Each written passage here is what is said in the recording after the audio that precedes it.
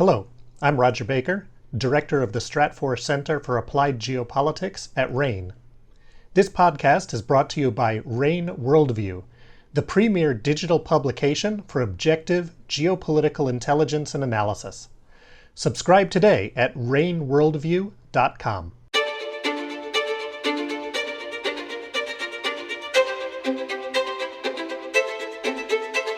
You are listening to the Essential Geopolitics podcast from RANE. We look into current global developments and emphasize their future trends and effects for you. Welcome aboard, I'm Emily Donahue. The world was shocked when Japan's former Prime Minister Shinzo Abe was assassinated during an event. His death was more than shocking, though. It was the equivalent of a major seismic event for Japan's politics. Here with some details is Scott Cardis, RANE's Asia-Pacific analyst. Scott, it's always great to have you on the podcast. Glad to be here, Emily. Let's start by delving into the impact Abe's death will have on the Liberal Democratic Party's domestic and foreign political agendas. Yeah, so we kind of already saw some of the immediate impacts. The Liberal Democratic Party, or LDP, took some extra seats in the July 10th upper house elections.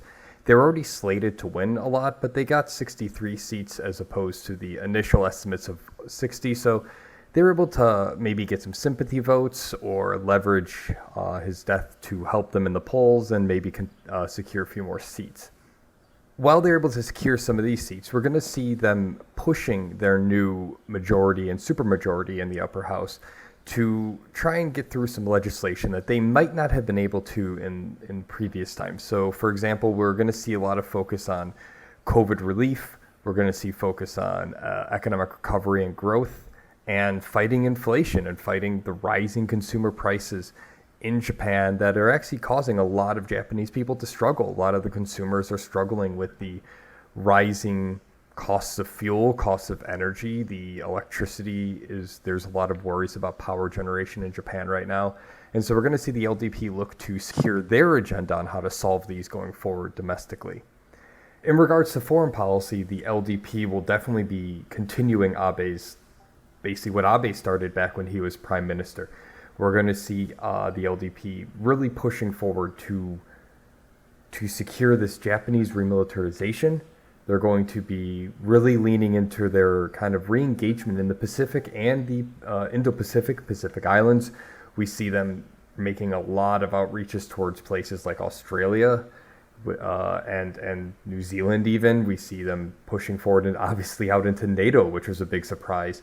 Japan and South Korea joining this NATO summit. So we're going to see a lot more of Japan trying to take a bigger role in the world stage in geopolitics. What that might hold, it kind of depends on what they're able to do domestically with how well they're able to fix their economy and how well they're able to keep their people kind of fed and with power and happy.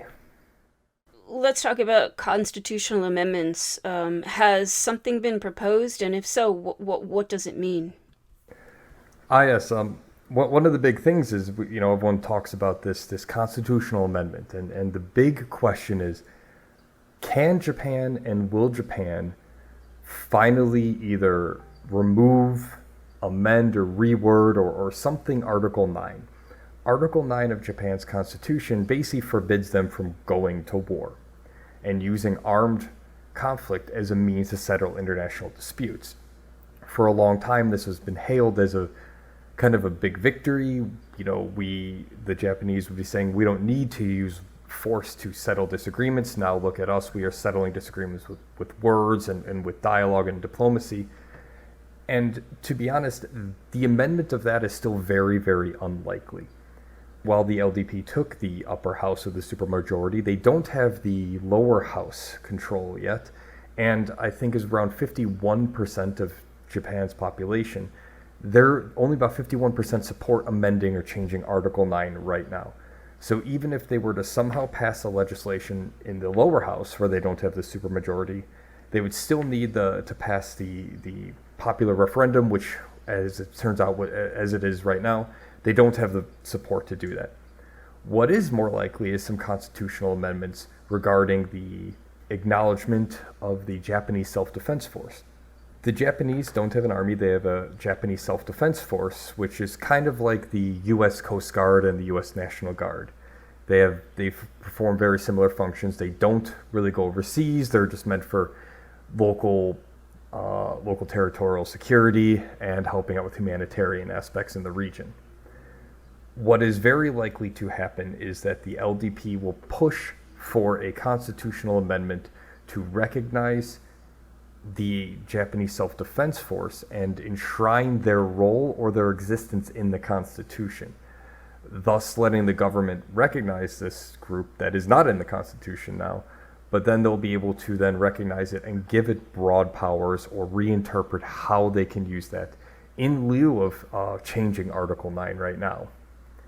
And even if they can't really do that, which is still, like, some of these amendments are still up in the air, especially with the lower house, we do have the potential for Fumio Kishida, the current prime minister. He might try to recognize the Japanese self-defense force and use other legal means to enshrine their capabilities to kind of get around some of these constitutional amendment blocks, similar to how the U.S. president might issue an executive order in lieu of Congress making a decision.